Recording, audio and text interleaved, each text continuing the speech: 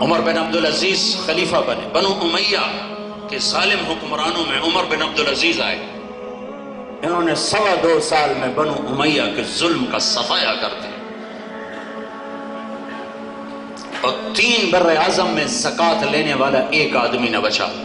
اس شخص کی حکومت دمشق سے دیپال پور کشمیر تک، میرے علاقے میں، ہمارے علاقے میں، دمشق سے کاشغر تک چین، دمشق سے سینیگال چوک تک، دمشق سے جنوبی فرانس تک، اتنے لاکھوں مربع میل میں زکوٰۃ لینے والا ایک آدمی نہ بچا، لیکن اپنا گھر خالی ہو گیا۔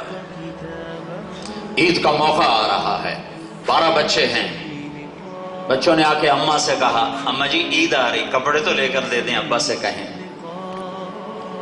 تو فاطمہ بنت عبد الملک جیسی خاتون سیاسی لحاظ سے ابھی تک تو پیدا نہیں ہوئی، بعد میں شاید پیدا ہو جائے، کہ یہ خاتون 7 نسبتوں سے شہزادی، اس کا دادا بادشاہ بنا، خلیفہ بنا، اس کا باپ خلیفہ بنا، اس کے 4 بھائی خلیفہ بنے، اور اس کا خامد خلیفہ بنا۔ یہ خاتون 7 نسبتوں سے ملکہ اور شہزادی بنی ہے، آج تک کوئی خاتون ایسی نہیں آئی۔ عبد الملک اپنی زندگی میں ہیرو میں تولتا تھا بیٹی کو۔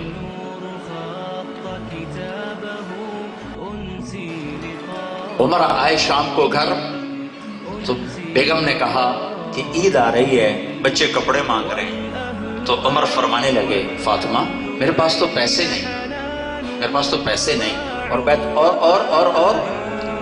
3 بر اعظم میں زکوٰۃ لینے والا کوئی نہیں ہے، اور کیا کہہ رہے ہیں کہ فاطمہ میرے پاس تو پیسے نہیں۔ تو فرمانے لگی پھر بچوں کا کیا کریں؟ کہا میرے پاس تو کوئی حل نہیں ہے۔ تو تھوڑے دیر بعد بیگم نے کہا میں ایک آپ کو ترکیب بتاتی۔ کہا کیا؟ کہا آپ ایسا کریں اگلے مہینے کی تنخواہ ایڈوانس لے لیں، اس سے میں کپڑے سی لوں گی، اور جو گھر کا خرچہ ہے میں کوئی اون صاف کر کے، کوئی گھر میں کوئی بیٹھ کے مزدوری کر کے چولہا میں چلا لوں گی، وہ آپ میرے اوپر چھوڑ دیں۔ کہنے کہا یہ ٹھیک ہے۔ تو باہر نکلے، ان کے خزانچی تھے مزاحم، اسے بلایا، کہا بھائی ہمیں اگلے مہینے کی تنخواہ ایڈوانس چاہیے، ہم نے بچوں کے کپڑے بنانے ہیں۔ تو مزاحم نے کہا امیر المومنین آپ مجھے لکھ کر دے دیں کہ آپ 1 مہینہ زندہ رہیں گے، میں تنخواہ دے دیتا ہوں۔ تو عمر خاموش ہو گئے اور اٹھ کر آئے اور اپنی بیگم سے کہا فاطمہ میرے بچوں کو کہہ دینا میں کپڑے نہیں دے سکتا۔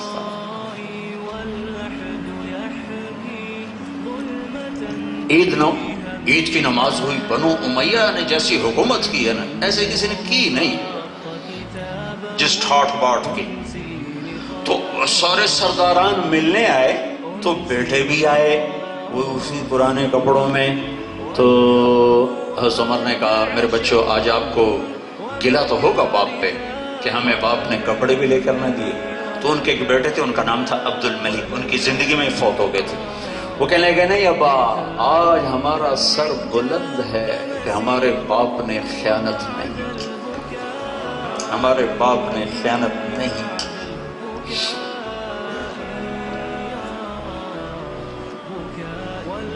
گھر میں تشریف لائے تو بچیاں منہ پہ ایسے کپڑا رکھ کر بات کر رہی ہیں۔ تو حضرت عمر نے پوچھا کیا ہوا، منہ پہ کپڑا کیوں رکھا؟ تو بتایا کہ آج کچے پیاز سے روٹی کھائی ہے تو آپ کو پیاز کی گوشت سے آپ کو تکلیف ہوگی، تو اس لیے ہم نے منہ پہ کپڑا رکھا ہوگا۔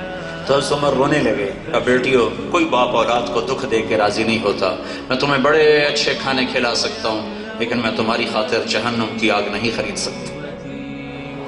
3 بر اعظم کی حکومت کر کے نجات کا پروانہ لے جا رہا ہے، تو وی سی کے پاس تو چھوٹا سا اقتدار ہے، ایم پی کے پاس تو چھوٹا سا اقتدار ہے، وزیر اعلیٰ کے پاس تو چھوٹا سا اقتدار ہے، وزیر اعظم کے پاس تو چھوٹا سا اقتدار ہے۔